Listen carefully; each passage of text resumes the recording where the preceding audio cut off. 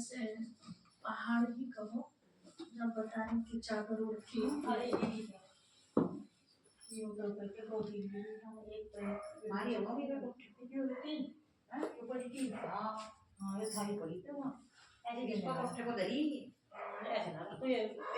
कुछ वजन से तो नहीं हो सकती।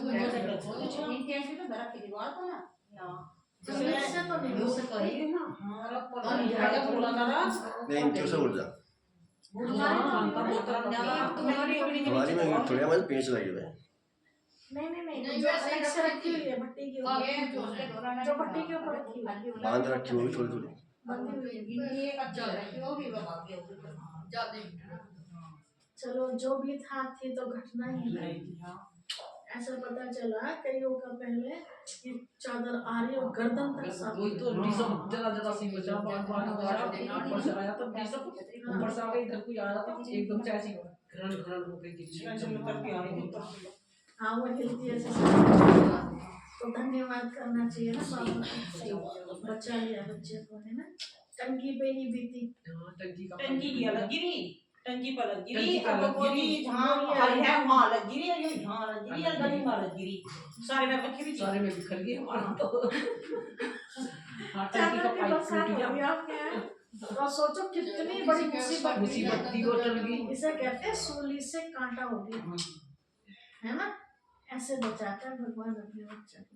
आप सोचो, आप इतना ज्ञान सुन रहे हैं, शिव बाबा को याद करते, पहले भी पूजा पाठ करते करते ये हाल हो गया, है ना।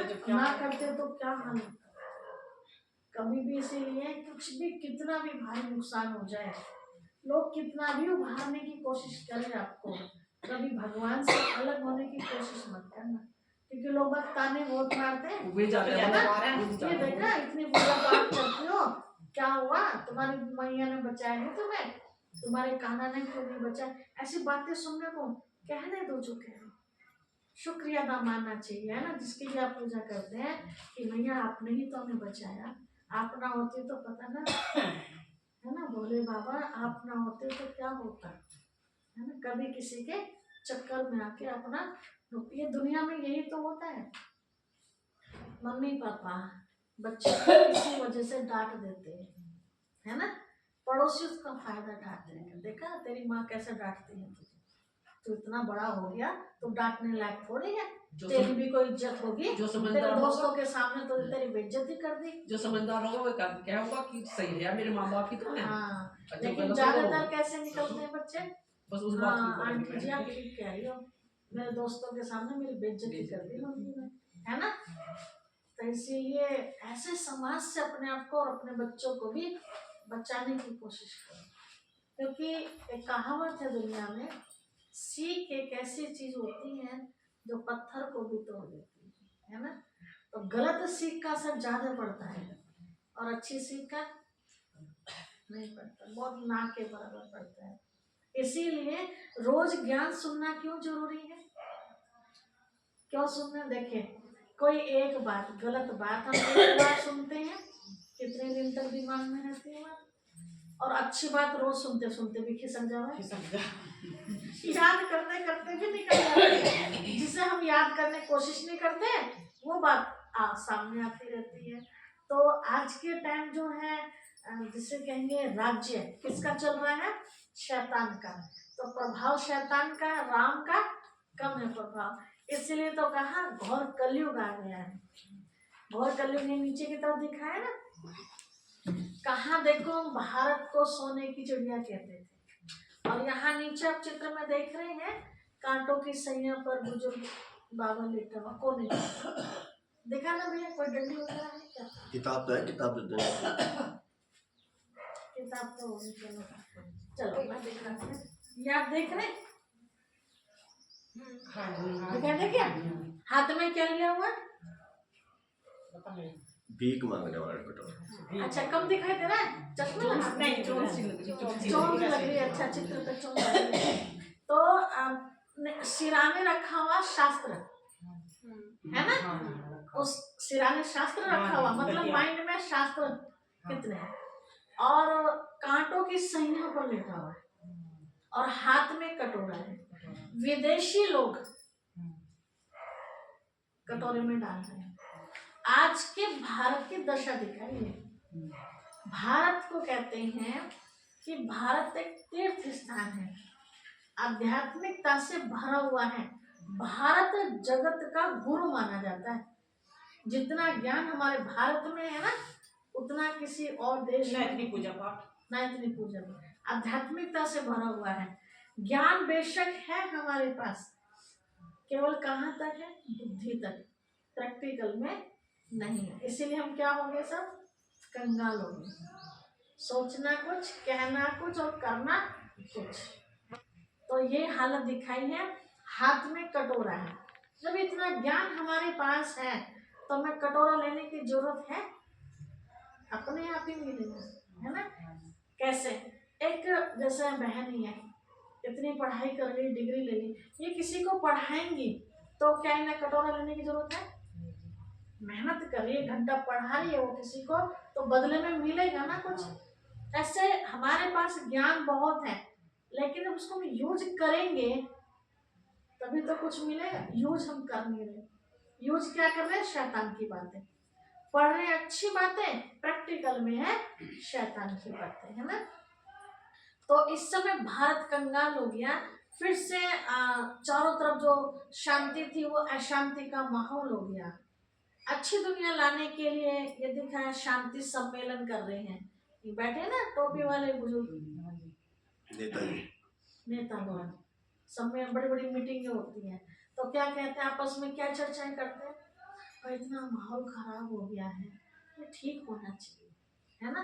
ठीक होना चाहिए। कभी कभी आप भी देखते होंगे वो दिल्ली में मीटिंग होती है ना, बड़ी बड़ी, कई बार तो आपस में कुर्सियां बरसने लगती है ना? इतना किसी ने कुछ ऐसी बात कह दी, गुस्सा आ गया, वहीं पर मार पिटाई। तो कहने के लिए शांति सम्मेलन कर रहे हैं, लेकिन शांति तो खुद ही भंग कर रहे हैं। कैसे भंग कर रहे हैं? कि जो चीज गरीबों के लिए आ रही है ऊपर से, गरीबों को मिलेगी, बीच के जो लोग हैं वो खत्म कर देते हैं, है ना? तो शांति आएगी या शांति खत्म होगी? समझो आपको भूख लगी है और हमने यहाँ से आप तक भेज दिया कि माता जी को पहुंचा, लेकिन बीच में जो है उसने पहुंचाया ही नहीं, तो आपको शांति मिलेगी या और ही भूख से परेशान हो, है ना? तो यही तो हाल हो रहा है कि गवर्नमेंट की तरफ से कमी नहीं है जनता को पहुंचाने में। गवर्नमेंट बहुत कुछ दे रही है गरीबों को, लेकिन बीच के जो लोग हैं वहां तक पहुंचने ही नहीं देते। किसी किसी को मिलता भी, ऐसा नहीं सबको नहीं, लेकिन ज्यादातर जो रिपोर्ट मिलती है कि पेंशन बंधी हुई है बुजुर्गों की, बैंक में बेचारे चक्कर काटते रहते हैं, आई नहीं क्यों, है ना? वो उसके विधवाओं की पेंशन बंधी हुई है कि बेचारी माता किसी से मांगे ना, कोई रोटी तो मिल जाती, छोटी मोटी दवाई ववाई के लिए गवर्नमेंट सहारा।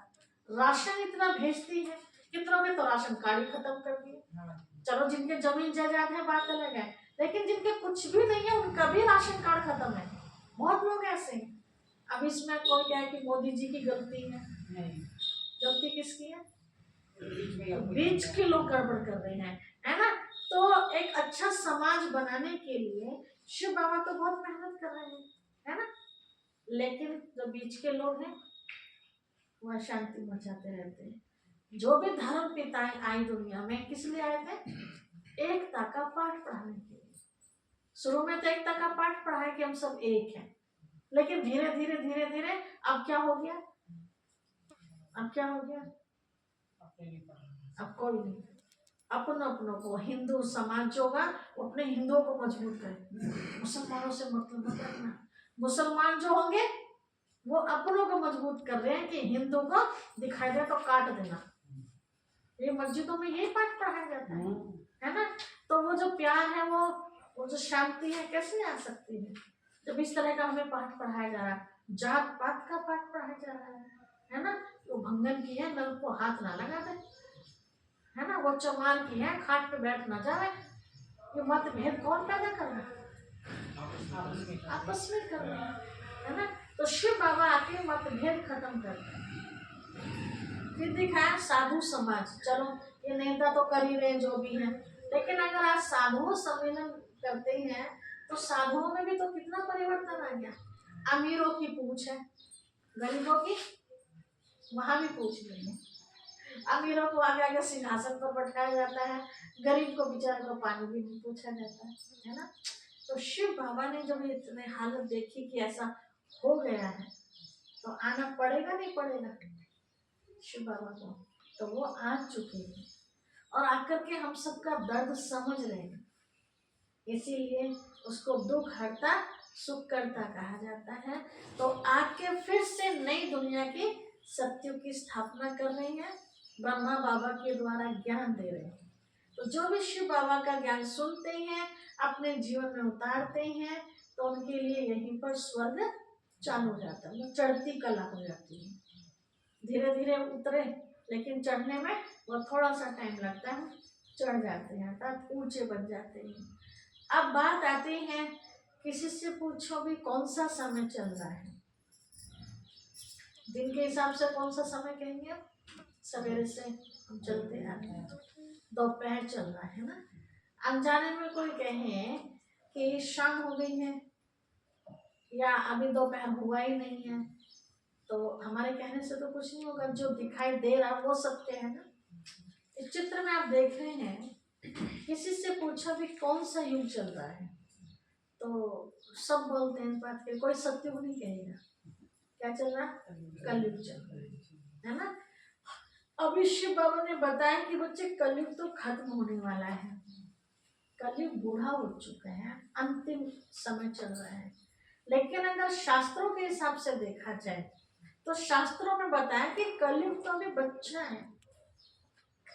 बड़े विचार करने वाली बात है। माता जी नींद आ रही है?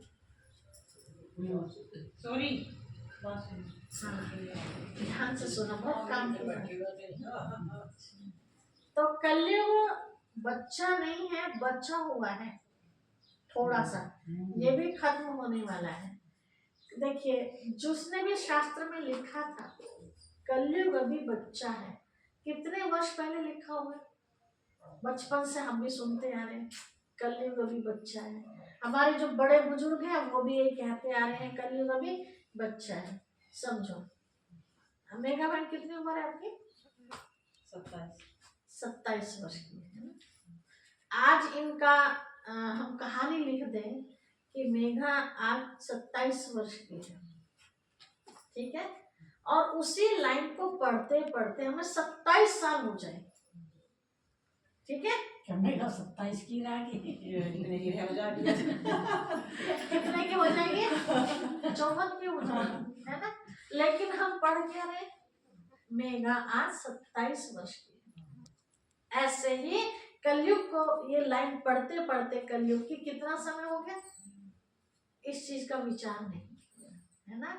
अब ये विचार शिव बाबा ने करवाया हमें आके। बच्चे, कलयुग जब बच्चा था, लेकिन आज तो बूढ़ा हो चुका है। कैसे बूढ़ा हो चुका है? देखिए, शास्त्रों में बताया गया है, हम सब सुनते भी हैं, गीत भी है ना। रामचंद्र कह गए सिया से, ऐसा कलयुग आएगा, हंस चुगेगा दाना, कौवा मोती खाएगा, है ना। और भी कई सारी उसमें बातें ऐसी है ना, बेटी के लिए, बेटों के, ऐसे बहुत सारी बातें बताई। तो जो उस गीत के अंदर बताया गया है वो सब अब हम आंखों से देख रहे हैं नहीं। हंस चुगेगा दाना, कौवा मोती खाएगा, मतलब जो भ्रष्टाचारी लोग हैं वो ऐशोराम में है, और जो भक्त लोग हैं वो दाना खा रहे हैं, ऐसे थोड़ा थोड़ा है ना, थोड़ा थोड़ा। वो भी मेहनत करते हैं, 10 मशीन लग जा नोट गिनने की, ठीक है, कोई भूखा मर गया, है ना। तो मतलब जो अच्छे लोग हैं आज के टाइम वो ज्यादा दुखी दिखाई दे रहे हैं, और जो बेकार लोग हैं आराम से चैन से सोते हैं। तो ये वो समय है जो महाभारत में भी दिखाया है कि श्री कृष्ण जी गीता का ज्ञान देके वापस द्वारिका जा रहे थे।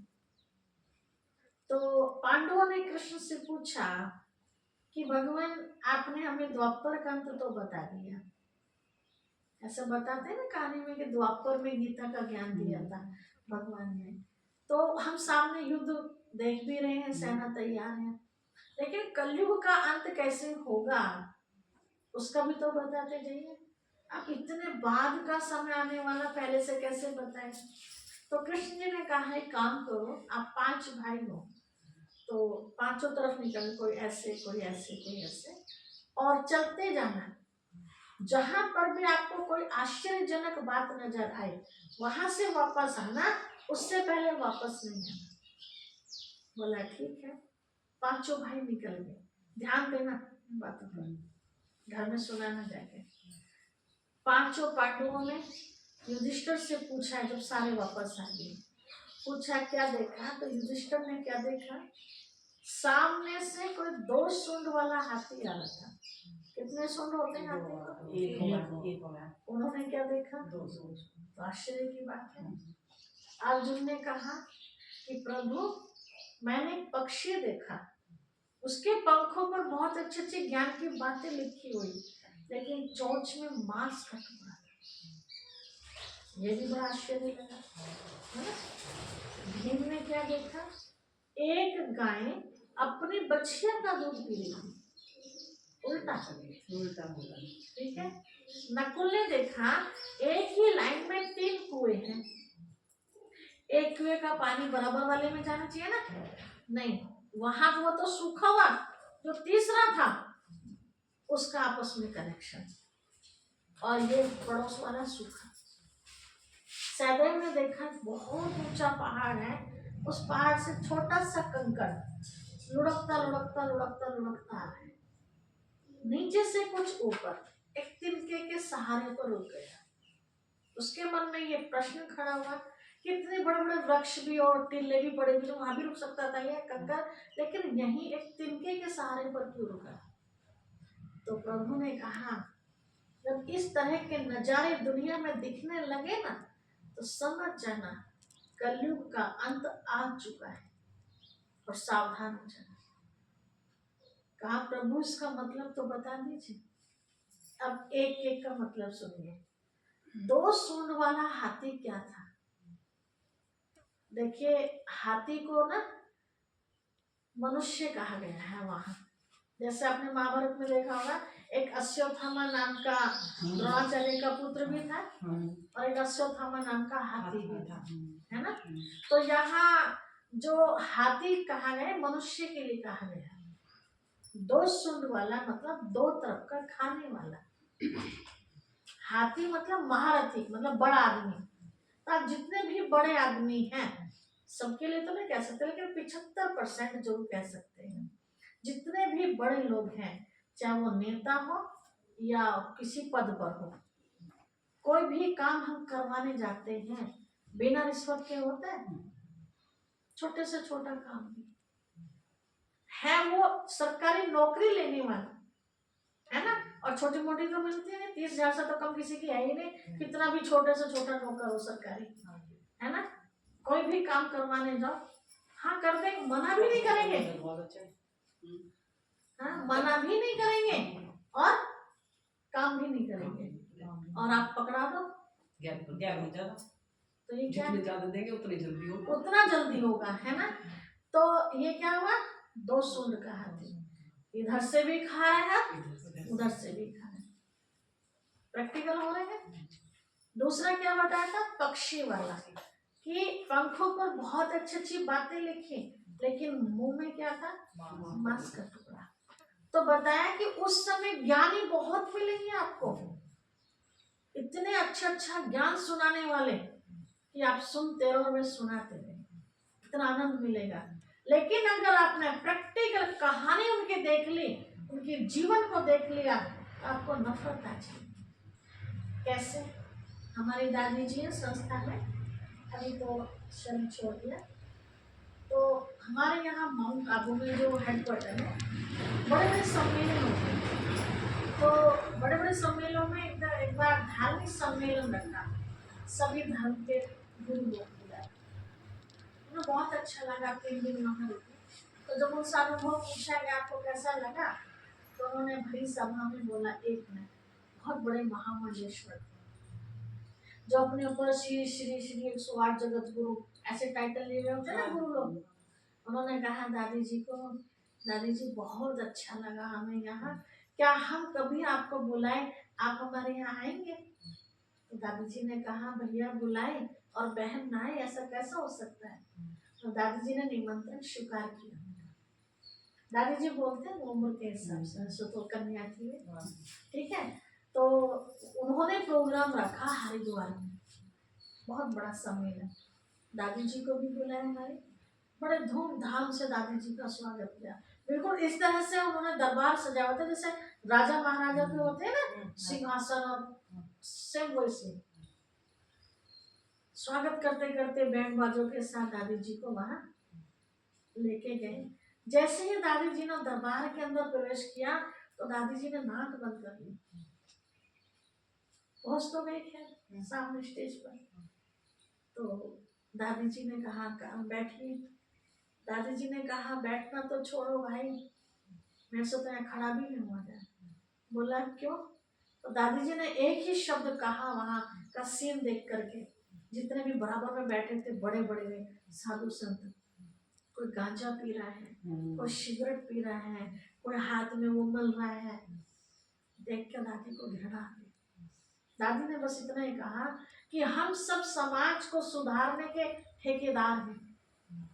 हमने घर छोड़ा, समाज छोड़ा, किस लिए? समाज को कुछ टाइम दे सके, अच्छी बात सुना के उन्हें अच्छा बना सके, और हम समाज को ठीक करने वाले लोग ही क्या कर रहे हैं ये सब?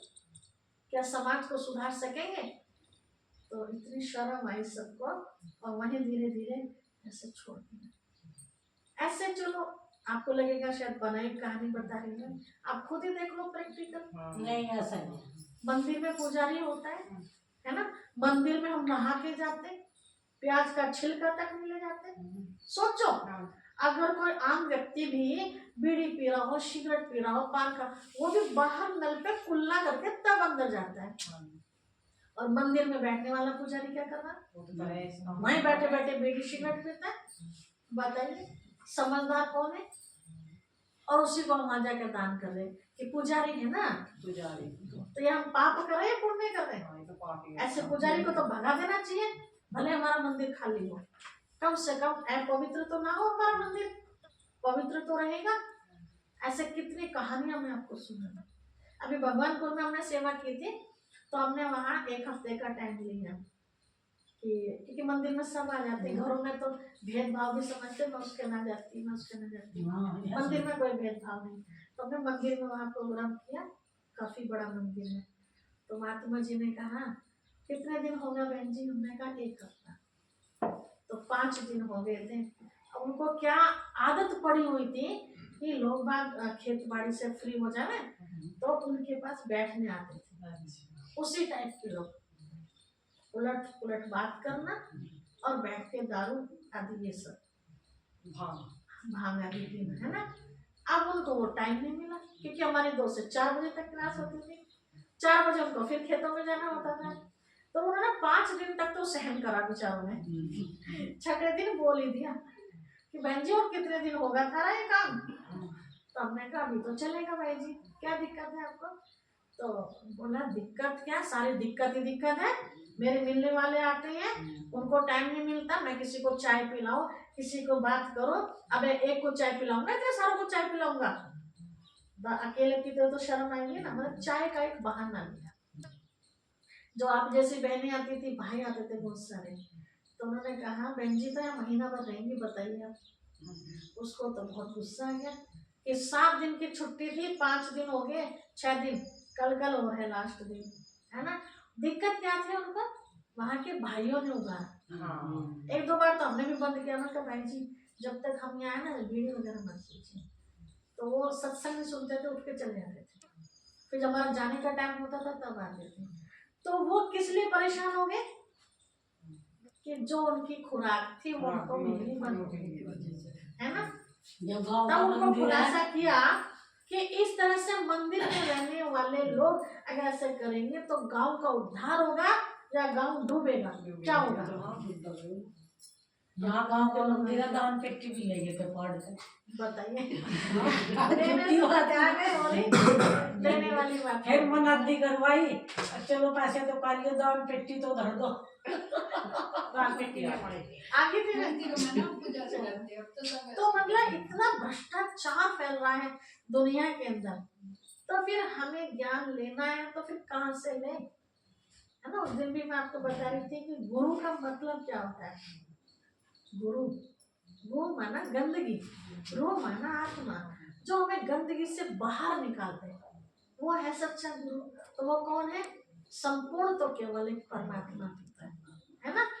बाकी मेरे अंदर भी गंदगी है, कभी कभी झूठ मैं भी बोल देती हूँ अपने आप को बचाने के लिए, कभी कभी गुस्सा मुझे भी आ जाता है, तो मैं भी प्योर नहीं हूँ। इस गंदगी को खत्म करने के लिए तो मैंने अपना जीवन प्रभु को दिया है कि मैं रोज ज्ञान की बातें करूंगी, सुनूंगी, तो धीरे धीरे मेरी गंदगी साफ हो जाएगी। लेकिन बिल्कुल साफ होगी ऐसा तो नहीं कह सकती मैं। तो ऐसा कौन है? केवल शिव बाबा। तो उसी का संग हमें करना है। और ज्ञान की बात सुनने के कहाँ फायदा होगा? जो लोग अपने जीवन में उतार रहे हैं, है ना, उनसे हम ज्ञान सुने तो हमें ताकत भी मिलेगी। ऐसा ना हो जो बताया गंगाराम नल पर मत बैठना। मैं आपसे कहती रहूं कि लहसुन प्याज नहीं खाना चाहिए और मैं खा रही हूँ, कैसा लगेगा? लहसुन प्याज खाने नहीं चाहिए, नहीं खाना चाहिए। क्यों? वो आगे पाठ आएगा बताएगा। ठीक है, अभी खा रहे हो कोई दिक्कत नहीं, लेकिन इसके पीछे भी राज है क्यों नहीं खाना चाहिए। ठीक है, तो ये सीन हम देख रहे हैं दुनिया में, संत महात्मा सब खूब खा रहे हैं, ज्ञान भी अच्छा अच्छा सुनाते हैं। तीसरा क्या सीन था? गाय अपनी बछिया का दूध कौन कर सकते हैं? दूध पी। तो बताया कि उस समय बहुत से माँ बाप अपनी बेटी की कमाई खाए।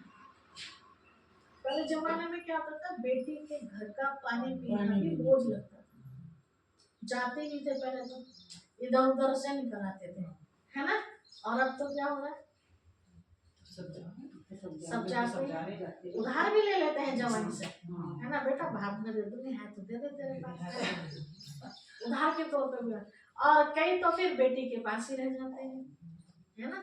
ऐसे बहुत सारे, चलो वो तो ठीक है, आपस में प्यार है माँ बेटी का, कोई दिक्कत नहीं। लेकिन कितनी जगह तो सुनने को मिलता बेटी को बेच देते। हाँ सही बात है। खुद घर में बैठे बेटियां मजदूरी करके लाती, खुद बैठ के खाते, ऐसे बहुत लोग हैं। ठीक है, हम नाम नहीं खोलते, किन में होता है ज्यादातर ये सब जानते होंगे।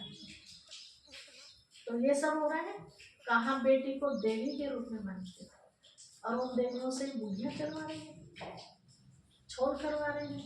घर का श्रृंगार होती हैं बेटियां, घर में काम कराइए, लेकिन घर से बाहर निकाला काम के लिए, ये तो अपमान हो गया ना। चलिए, अब चौथा सीन कौन सा था? कुएं। एक कुएं का पानी दूसरे में का तीसरे में जा रहा था। तो इसका मतलब बताया कि उस समय बहुत लोग ऐसे होंगे, घर में पत्नी बीमार है, बच्चे बीमार हैं, माता पिता बीमार है, उनको देखने के लिए फुर्सत नहीं होगी। लेकिन बाहर जो फ्रेंड सर्किल होगी उसको जान देने के लिए भी तैयार। तो कितने लोग हैं ऐसे? बहुत लोग। घर में कोई परवाह नहीं, लेकिन बाहर ऐसा दिखाएंगे कि हम कितने हमदर्दी। ठीक है। और पांचवा, पहाड़ पे से कंकड़ उड़ाएंगे। तो बताया ये सृष्टि कैसी है? ये पृथ्वी गोल है, तो उसको कंकड़ के रूप में देखा। ये पृथ्वी लुढ़कते लुढ़कते मतलब सत्युग से, है ना, लुढ़कते लुढ़कते कहाँ पहुंच गए? त्रेता में, फिर द्वापर में, फिर कलयुग में। लुढ़कते लुढ़कते यहाँ नीचे से थोड़ा ऊपर आके रुक गए, मतलब डूबने से बच गई। एक तिनके के सहारे बताया। वो तिनका क्या है? दुनिया में हम सब देखते हैं, भारत का एक ऐसा रिवाज है, कोई दिन ऐसा नहीं जिस दिन त्योहार ना हो। आज भी है ना, कोई दिन ऐसा नहीं है जिस दिन हम देवताओं की पूजा ना करते हो। रविवार से ही ले लेते हैं, रविवार में सूर्य देव की पूजा करते हैं, सोमवार में शिव बाबा की करते हैं, मंगलवार में हनुमान जी करते हैं, बुधवार में गणेश जी की, है ना, गौतम बुद्ध की भी करते हैं कई लोग, और बृहस्पतिवार में विष्णु जी की करते हैं, शुक्रवार में संतोषी माँ की करते हैं, शनिवार में शनिदेव जी की। कोई दिन खाली है? सारे दिन शुभ है ना। ठीक है, बड़े बड़े तो फिर अलग है, तो रोज के ही हमारे। तो ये जो सृष्टि रुकी हुई है, आज हम सब इतने त्योहार मनाते, सब कुछ करते हुए भी ये दुनिया नीचे की तरफ गिरती क्यों आ रही है? हम सब बचपन की कहानी याद करें, वहां से लेके यहाँ तक भी कितना वहां पर चढ़े या गिरे हम? तो गिरी है ये सब, गिरे रहे हैं ना। मतलब बुरे दिन आते जा रहे, अच्छे दिन तो आ ही नहीं रहे, से गिरती कला कहेंगे। तो किस पर रुकी है ये दुनिया? एक पवित्रता की वजह से रुकी हुई है। कैसे? आप त्योहारों में ले लीजिए, हम कहते हैं सारे दिन सारे त्योहार पवित्र त्योहार है, ठीक है, लेकिन सारे त्योहारों को हमने अपवित्र बना दिया, गंदा बना दिया है। कैसे? हिंदी का तो नहीं पता मुझे, मैं इंग्लिश में बताती हूँ आपको। फरवरी में सबसे पहला त्योहार फरवरी में आता है, फरवरी के लास्ट में कौन सा? महाशिवरात्रि, ठीक है, महा में जो गई है ना। तो महाशिवरात्रि क्यों मनाई जाती है?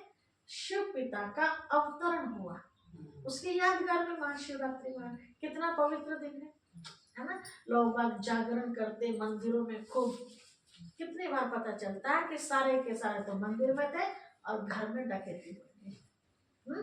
या उस दिन कितना पवित्र दिन है, लोग बाग शंकर जी के नाम पे भांग का नशा करते हैं। तो भांग क्या पवित्र चीज है? सोचो, होता है पवित्र, जिसे डॉक्टर भी मना करते हैं कि स्वास्थ्य के लिए हानिकारक है। तो भांग के नशे में लोग बाग, वो दिन भी हमने गंदा बना दिया। इसके बाद कौन सा त्योहार आता है? होली का। होली कितना पवित्र त्योहार है।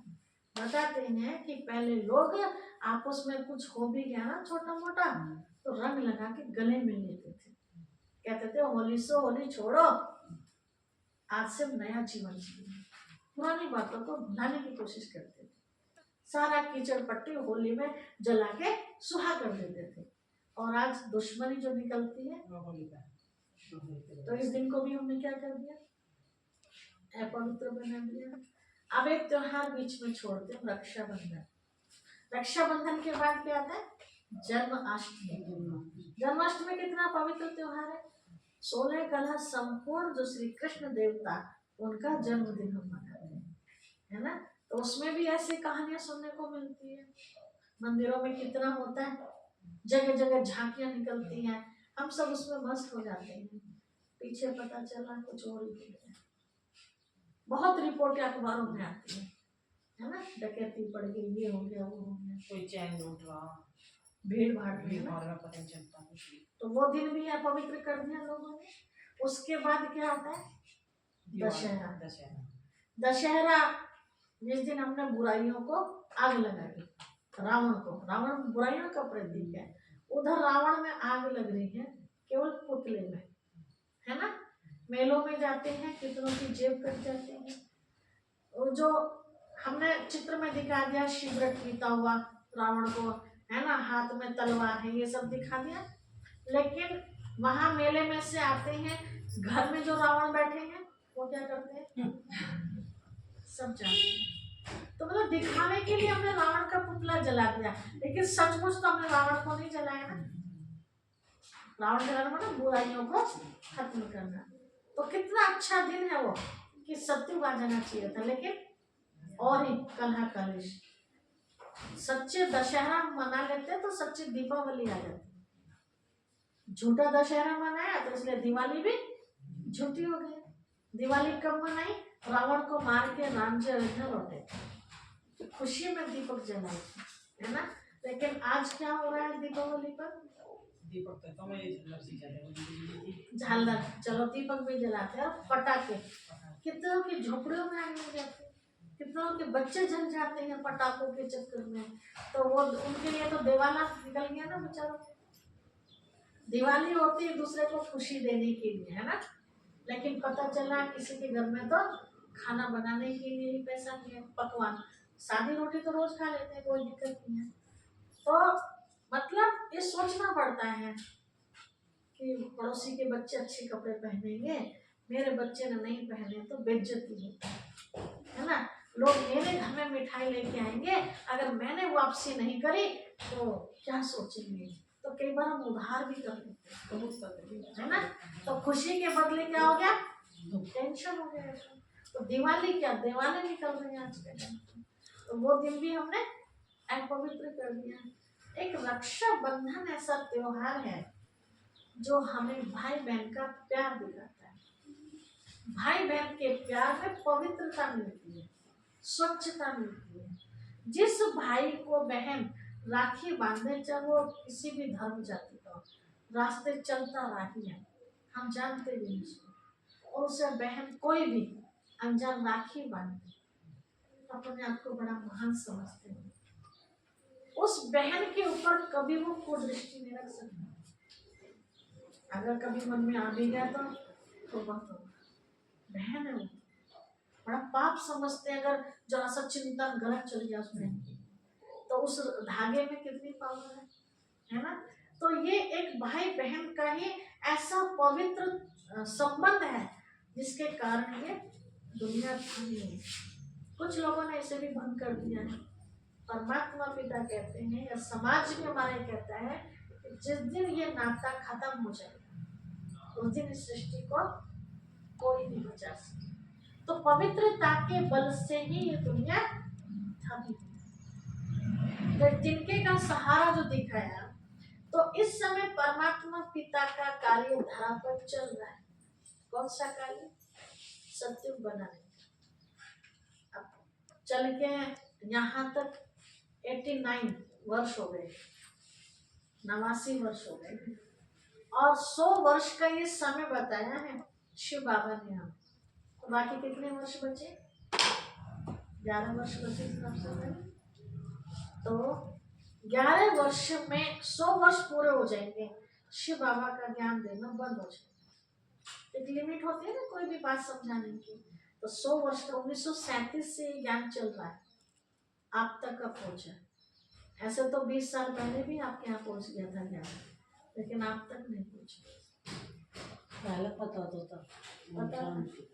यात्रा भी तो निकल ली हमने यार, हाँ हमने यात्रा भी निकल ली है। हाँ, नाम तो यात्रा बहुत की सुना था, नाम तो ओम शांति। लेकिन कभी जानने की कोशिश नहीं करी। अभी वो ये 99 का चक्कर, ये जो घर गृहस्थी, ये तो सुपर मान लो। आप यहाँ कितने आ रहे जी? हाँ वहाँ के, हाँ, वहाँ 4-5 है, वहाँ भी कम नहीं है, वहाँ भी वहाँ पे ज्यादा है। नहीं, वहाँ तो सुन रखा कहीं उन्होंने पहले भी क्लास शुरू। मैं बताऊंगी, ये जो आपने रक्षाबंधन का बताया, एक पिक्चर आई थी, तो उसमें बहन तो उसे राखी बंधवाई, उसे कुछ दिनों बाद उसे रोल दिया गया उसी से, एक्टर से, पत्नी का। तो उसने मने कर दी हाँ कि मैंने इस पर राखी बंधवाई। हाँ, मैं पत्नी का रोल नहीं कर सकती। और उनने भी नहीं कह दिया। तो एक रिश्ता यो ही बच रहा हाँ, है, ये रिश्ता बच रहा है। यानी और सब रिश्ते झूठे पड़ रहे हैं। बिल्कुल, भाभी माँ समान होती थी पहले, लेकिन आज कितनी गंदी नजर है देवर की भाभी के लिए, है ना। साली, छोटी साली बहन के बच्ची के बराबर होती थी, कितनी गंदी नजर है साली के लिए। और सारे रिश्ते कैसे हो गए हैं, सीधे पका दिए। तो परमात्मा पिता शिव बाबा हमें ये चीज समझाने के लिए आए हैं कि बच्चे, अब ये नाटक पूरा समाप्ति की तरफ है। अब सबको घर ये जो चलना ये है। चित्र दिया, इसमें क्या दिया? लोभ मोह क्रोध हाँ, ये दिखाया कि साधु क्या कह रहे हैं